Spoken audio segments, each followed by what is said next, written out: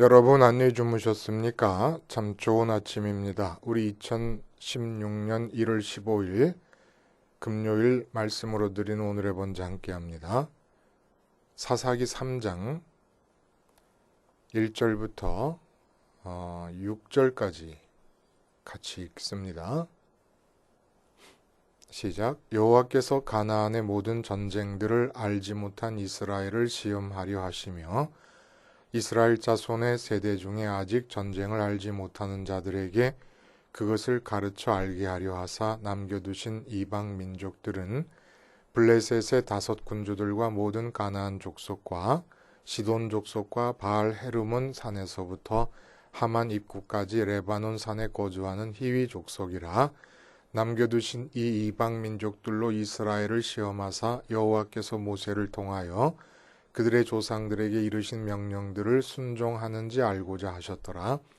그러므로 이스라엘 자손은 가나안 족속과 헷 족속과 아모리 족속과 브리스 족속과 히위 족속과 여부스 족속 가운데에 거주하면서 그들의 딸들을 맞아 아내로 삼으며 자기 딸들을 그들의 아들들에게 주고 또 그들의 신들을 섬겼더라.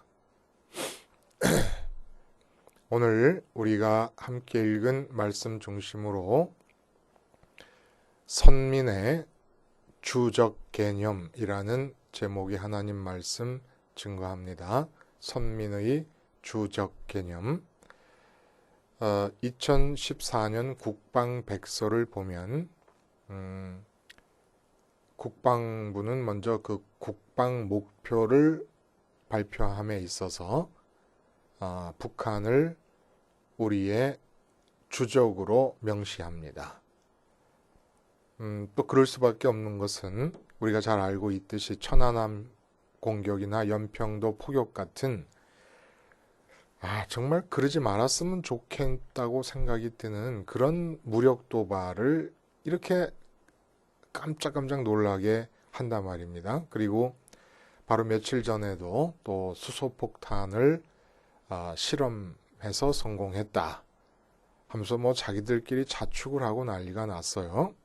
이런 위협이 지속되는 한 그 수행 주체인 북한 정권과 북한군은 우리의 적이다 라고 북한을 주적으로 지목을 했습니다. 근데 이 주적 개념이 우리나라 그 당국자들 간에도 이 갈팡질팡인 거예요.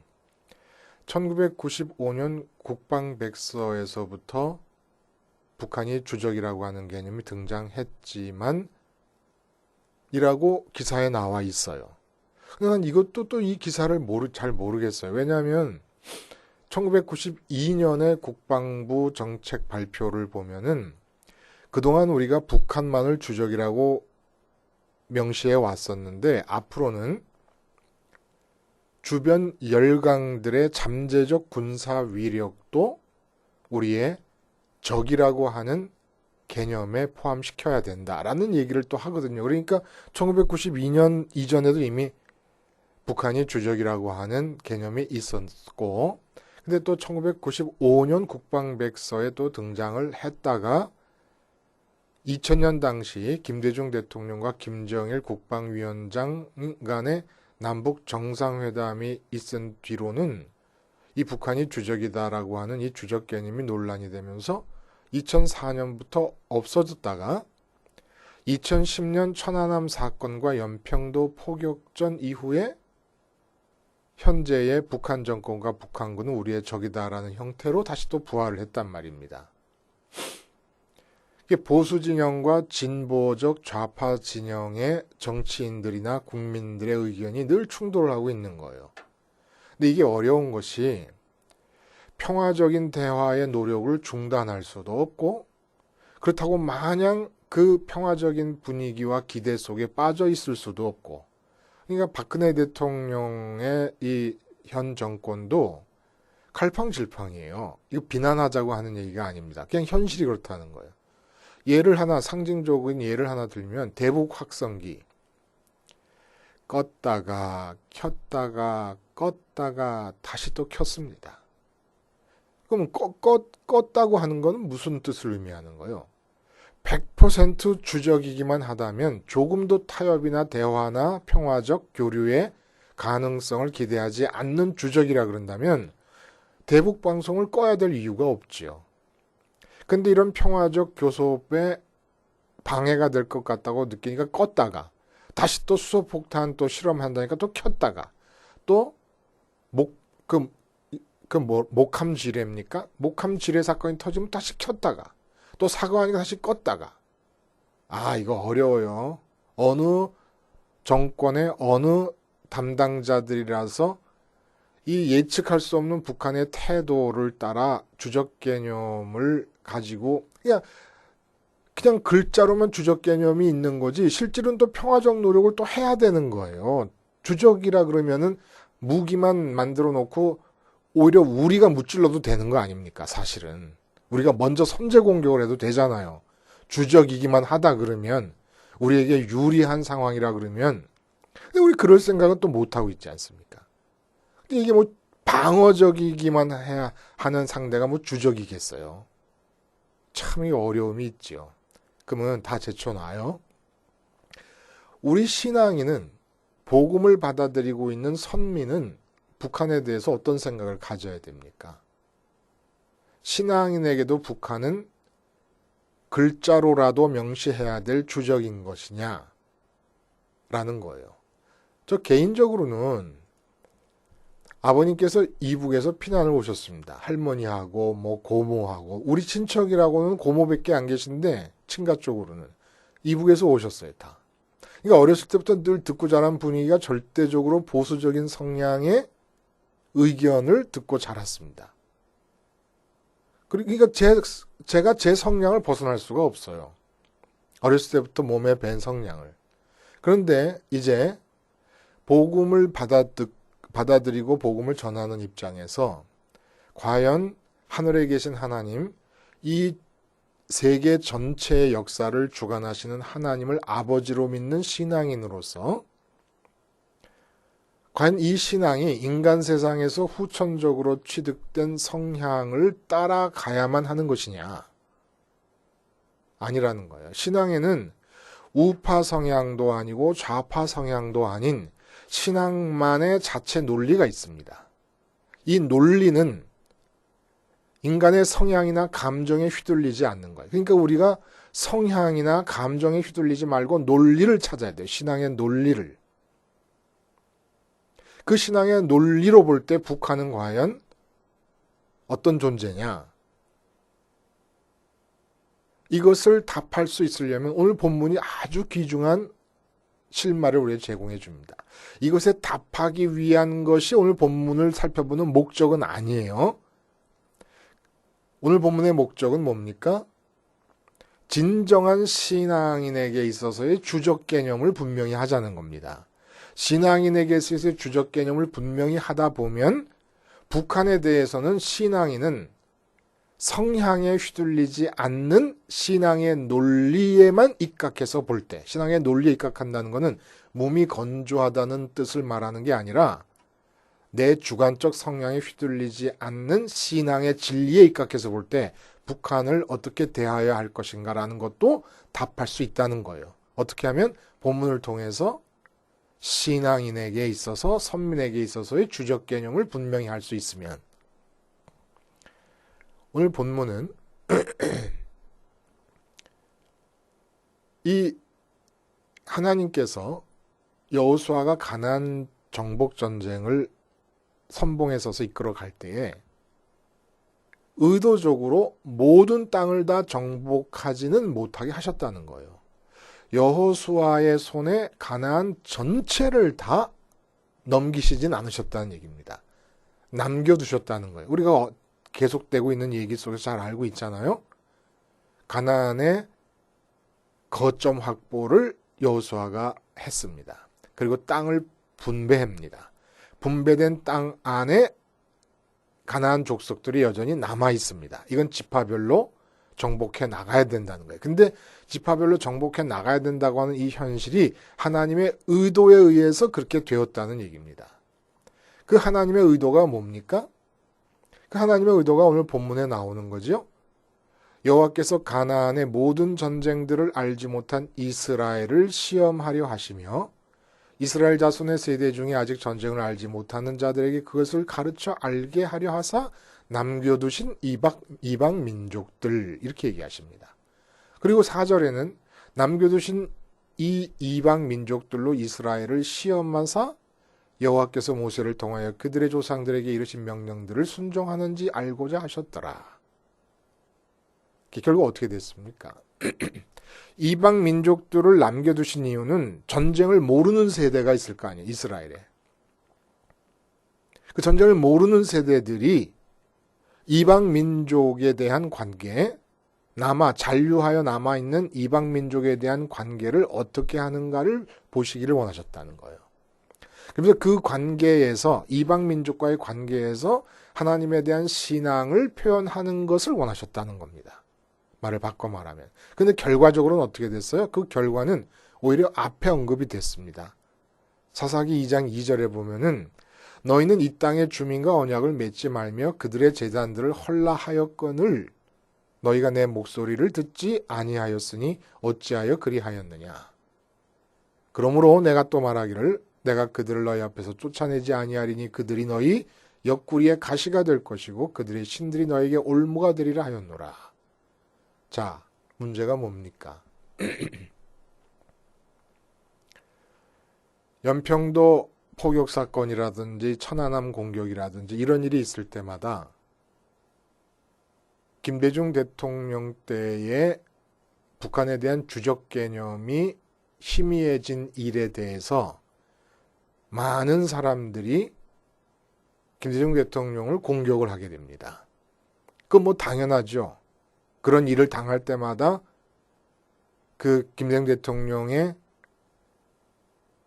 햇빛 정책이 가져온 결과에 대해서 부정적인 입장을 띠고 있던 사람들의 공격은 당연한 거예요.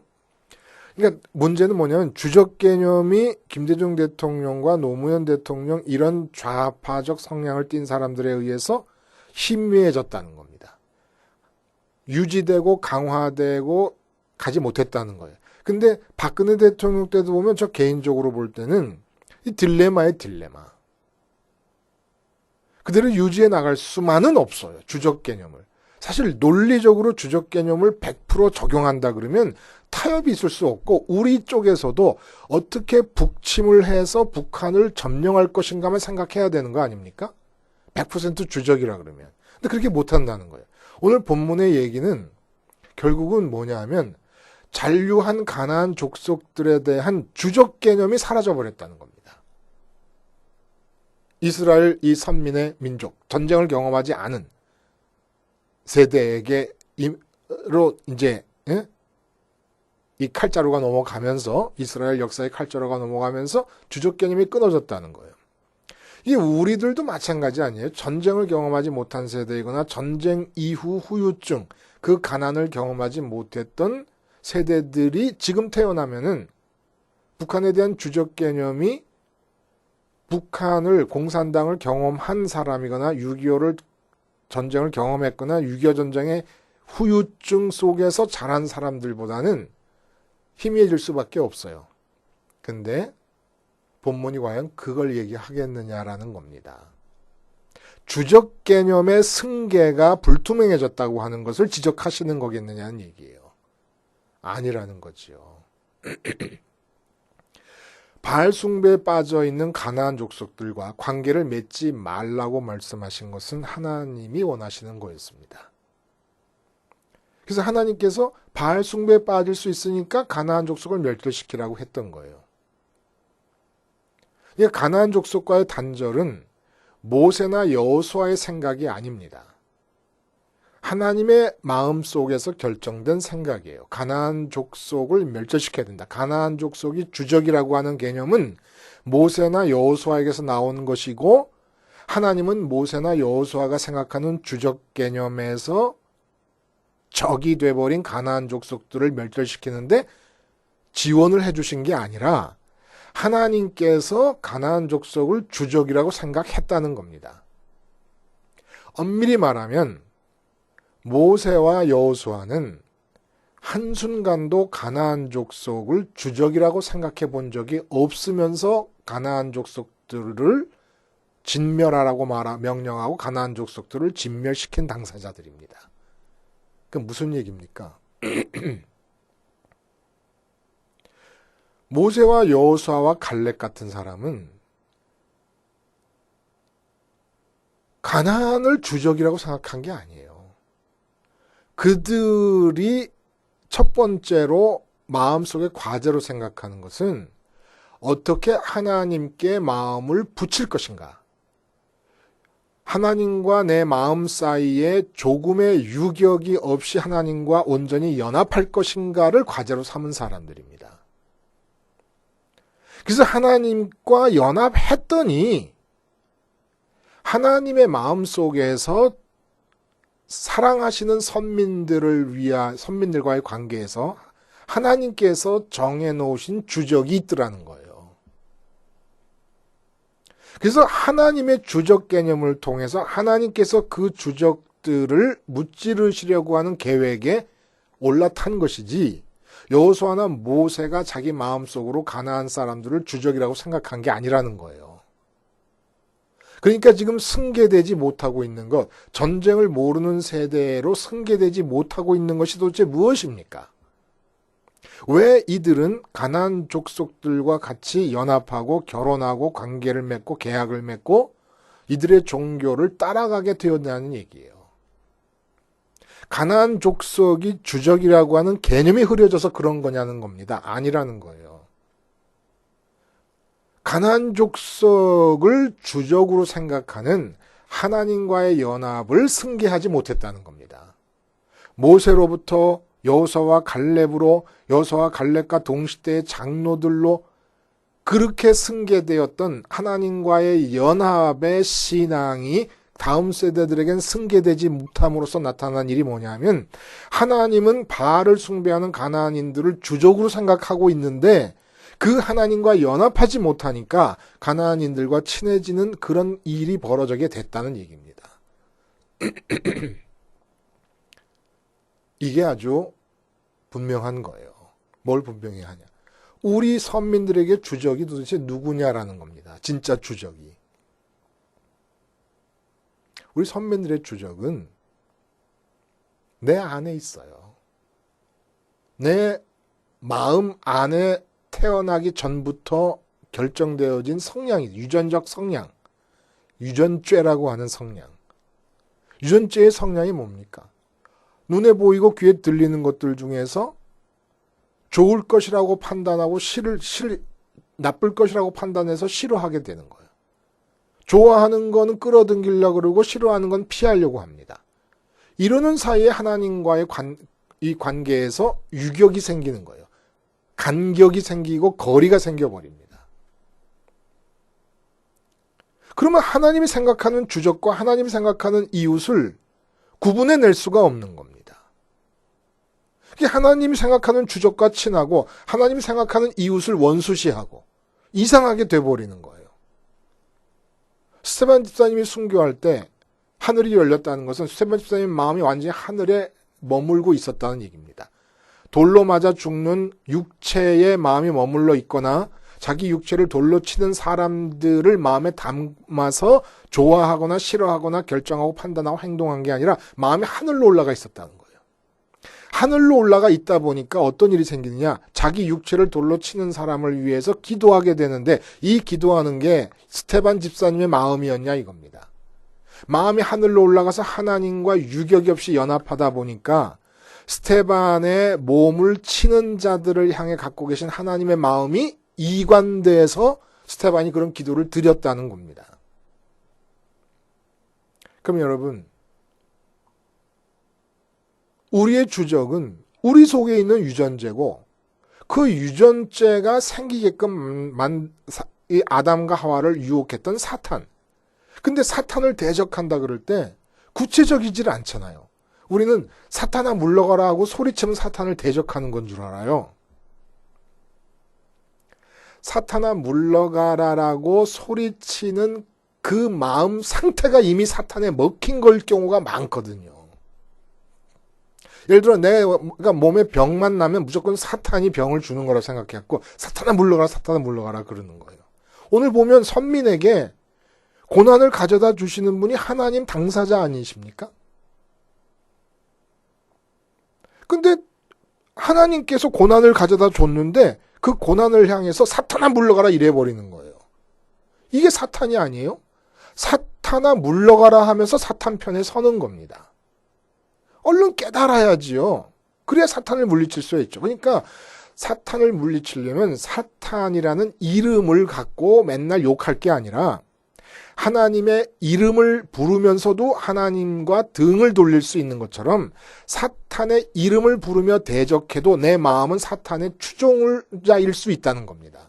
그러니까 사탄을 대적하려면 실제로 사탄의 영향력을 알아야 돼요. 실질적인 영향력을. 사탄의 실질적인 영향이 뭡니까? 아담을 유혹해서 선악을 판단하게 함으로써 좋아하는 것, 싫어하는 것을 마음에 끌어들임으로써 마음에 하나님이 들어오지 못하게 만들어 버린 겁니다. 하나님을 잃어버리게 만든 거예요. 그러니까 자꾸 이 세상 것에서 좋은 것과 좋은 것을 소원하고 좋은 것을 끌어들이고 싫은 것을 피하려고 하는 우로 치우치고 좌로 치우치는 내 성향이 나의 주적이라는 얘기입니다. 내 마음 안에. 이 주적만 없애고 하나님께 내 마음에 가서 붙기만 하면 그 다음부터는 이 세상을 향해서는 하나님이 주적이라 생각하는 대상에 대해서는 하나님으로부터 오는 열정과 에너지를 가지고 무찌르면 되는 것이고 하나님의 마음으로부터 사랑하라고 하는 대상으로 이웃으로 파악된다 그러면 사랑하면 되는 것이고 그래서 주님께서 이렇게 얘기하시잖아요. 내가 세상에 화평을 주러 온 줄 생각지 말라. 검을 주러 왔노라. 시어머니와 며느리가 싸우게 한다는 거예요. 아버지와 아들이 싸우게 한다는 거예요. 그리고 자기 십자가를 지고 따른다는 게 무슨 얘기입니까? 내가 나를 적으로 생각하라는 얘기입니다. 아니 억지로 십자가에 끌려가는 것이 아니라 내가 나를 십자가에 걸어야 된다는 건 뭘 말하는 겁니까? 내가 나를 적으로 생각하라는 얘기입니다. 나의 주적이 누굽니까? 나 자신이에요. 하나님 말고 이 세상에서 그것 가지면 만족할 수 있을 거라고 믿어서 이 세상 것들을 끌어들이려는 나. 이 세상 것을 싫어해서 피하려는 나. 그 나가 나의 주적입니다. 개인적으로, 우리들 개인적으로는. 이북에 대해서는 어떻게 생각합니까? 이북에 대해서 먼저 저처럼 보수적인 성향에서 자랐다고 이북을 적이다 생각하기 전에 이북에 대해서 마음이 죽어요. 좋아하지도 말고 싫어하지도 말고 마음이 죽어요. 이북을 끌어들여서 내가 판단해버리면 이미 하나님은 이북과의 관계에서는 나와 간격이 생겨버린 겁니다. 내가 먼저 판단해버리고 내가 먼저 결정해버리면 나는 이북에 대해서 죽는 거예요. 그리고 하나님께로 주님의 십자가에서 죽어서 주님의 부활과 승천에 연합하면서 아버지께로 한 마음이 가야 돼요.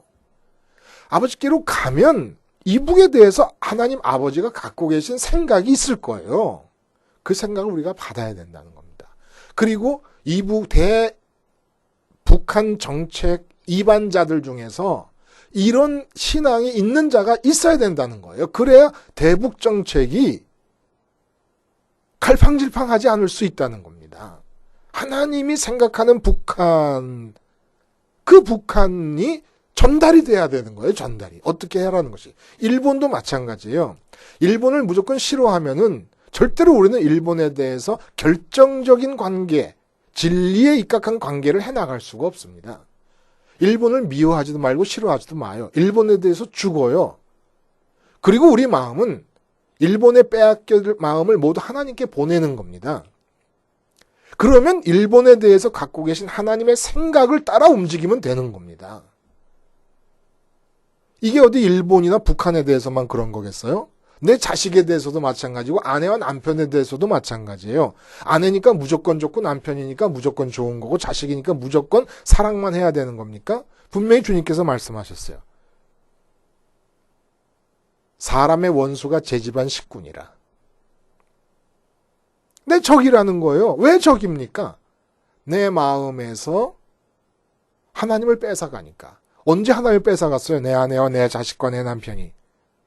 그들이 내 마음에 하나님보다 우선적인 관심의 대상으로 존재하니까 하나님을 뺏어가는 거지요. 그게 원수예요. 그게 원수라고. 우리의 주적 개념이 뭡니까? 내게서 하나님을 뺏어가는 자가 주적이에요. 아브라함에게는 이삭이 주적이었습니다. 이북이 주적이 아닌 거예요. 일본이 주적이 아닙니다. 주변 강대국의 잠재적 군사력이 주적이 아니에요. 신앙인들에게 있어서는. 내게서 하나님을 뺏어가는 자들이 주적인데 그 하나님을 뺏어가는 자들은 내가 가장 마음으로 사랑하는 내 자식이 주적일 수가 있고 내 아내와 남편, 우리 나라가 주적일 수가 있다는 겁니다. 우리는 왜 십자가를 생활합니까? 신앙인으로서 주적 개념이 분명한 사람만이 십자가를 생활합니다. 내가 20년, 30년 애써서 갖고 온 내 사업체가 나의 주적입니다. 왜? 하나님보다 더 나로 하여금 사업을 사랑하게끔 만드는 대상이니까. 이런 모든 주적 개념으로부터 자유롭기 위해서 십자가를 생활화하는 겁니다. 그러면 사업에 대해서도 하나님이 사업에 대해 갖고 계신 생각이 있는 거예요. 그 생각을 따라가면 되는 겁니다. 그러니까 우리가 모세와 여호수아와 갈렙과 다윗과 이런 신앙의 선배들로부터 승계해야 될 것이 뭡니까? 하나님과의 유격을 없애라 라고 하는 신앙을 승계해야 되는 거예요. 주적 개념을, 세상적인 주적 개념을 승계하는 게 아니라 세상적으로 우리가 관계해야 될 모든 대상에 대한 관계의 성격 규정은, 대상의 성격 규정은 하나님 아버지가 해두고 계시는 것이에요. 우리 그걸 따라가기만 하면 돼요. 우리의 주적은 누굽니까? 내게서, 내 마음으로부터 하나님보다 더 먼저 내 마음의 관심사가 되어지는 것들이 모두가 다 나의 주적입니다. 그리고 나면 이 세상에서 상대해야 될 모든 대상들은 하나님이 결정하신 대로 상대하면 되는 것이에요. 십자가 생활화로 우리의 주적을 날마다, 매 시간마다, 매 분 단위로, 초 단위로 물리칠 수 있기를 바랍니다. 기도하시겠습니다. 하나님 아버지, 십자가를 생활화하지 않는 한 내게 전부인 하나님을 뺏어가는 주적들을 우리는 파악조차 하지 못할 것입니다. 십자가 생활화를 통하여 온전한 복지의 안보를 견고한 반석 위에 세우며 살아가게 해주시옵소서. 예수님의 이름으로 기도하옵나이다. 아멘.